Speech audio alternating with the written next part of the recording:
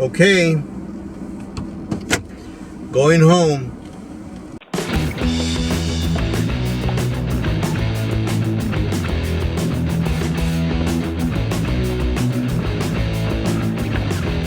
In my last vlog, I talk about the importance of being childlike and continuing to find wonder and excitement in things. And I've had several interesting conversations with some friends about it.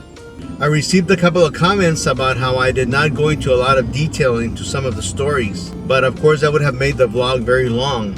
As it is, I had to cut it back quite a bit because I had a lot of stories to make my point. One of the things that I have talked with friends about is about how children are very inquisitive and they always want to know things and they always want to ask questions and they're not embarrassed to ask questions. But somehow along the way, as we get older, we become a little bit more timid about asking questions. You know, children are not afraid to ask things. You know, where did you get that? Why are you bald? Why in that picture your mustache is black and now it's white? So children are not afraid to ask questions. But as we get older, something happens. We start to be afraid of asking questions, or we procrastinate in asking questions. We put things off. I don't know if it's because we're embarrassed of looking ignorant, or we're embarrassed that people will make fun of us, or just because we get distracted by other things and we don't ask questions. I remember a story that my mother told me when I was very young about a blender that she had that she liked a lot. And she really liked the blender and she had had it for many years, but it had stopped working. And for years she wondered if it could be fixed, but she never asked anybody about it. And so finally, after many years of having the blender there and getting ready to throw it away, she decided to ask somebody about it. She asked a friend who knew a little bit about appliances and described what the problem was with the blender. And the friend told her, "Oh yeah, I know what to do. All you need is a little washer that we can get at the hardware store for 50 cents. And so for years she had had the blender there, not working, and all it took was a 50-cent washer to get it to work. Why didn't she ask before? Because she was embarrassed, or because she just never made the time to ask the question? Something similar happened to me recently. We had a TV that stopped working, and it was a good TV, and it was very expensive, but for some reason the picture stopped showing. And my wife kept asking me, "What are we gonna do with that TV?" I said, "Well, I don't know, we should call the repair shop to see what they think it is. But, we were gonna have to carry it there and they're probably gonna charge us to look at it. So I don't know if it's worth it." So it sat there for several months until finally we decided to call.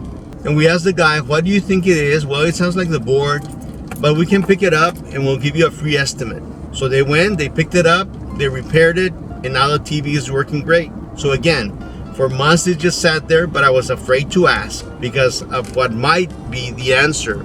Might be too expensive, we'll have to take it in. Sounds silly, right? But sometimes we're just afraid to ask or don't make the time to ask. Whereas children ask questions all the time. A story that I've told my children several times to illustrate the point about not being afraid to ask was when I was in college. I came home for a weekend and the father of one of my friends mentioned that he had a friend who was a dean at the university that I was attending. And he said, "Make some time to go talk to him and introduce yourself and let him know that you know me." So one day I happened to be walking by the administration building and I remembered. So I walked in and I asked, "May I please speak to Dean, so-and-so?" And they walked me in and I introduced myself and we sat there and we talked for a little bit. And he told me the whole story about how he had met my friend's father. It was a nice conversation.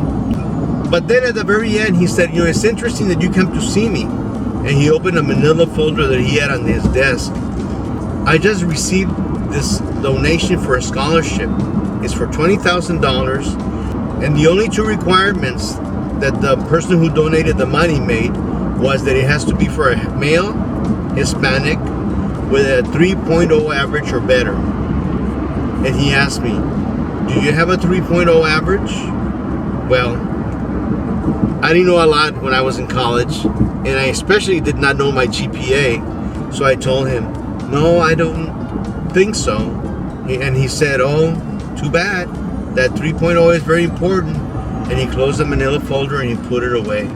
Well, we can go into discussion about it. He should have checked, he should have had me go check, But the point was that it was my responsibility.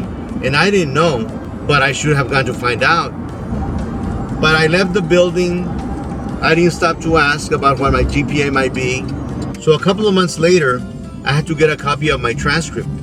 And I went by the administration building and I asked for a copy of my grades. And I had a 3.6 average. Silly, first of all, that I did not know what my average was, but even sillier that I did not make the time to go and ask what was my GPA at the time that they offered me the scholarship.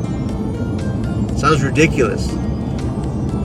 But as an adult, that has happened to me so many times where I am afraid to ask questions. And I think it happens to many of us too. So I think that's a very important part of remaining childlike. That we have to continue to be inquisitive, that we have to continue to be curious, and that we have to stop being afraid of asking questions. My goodness.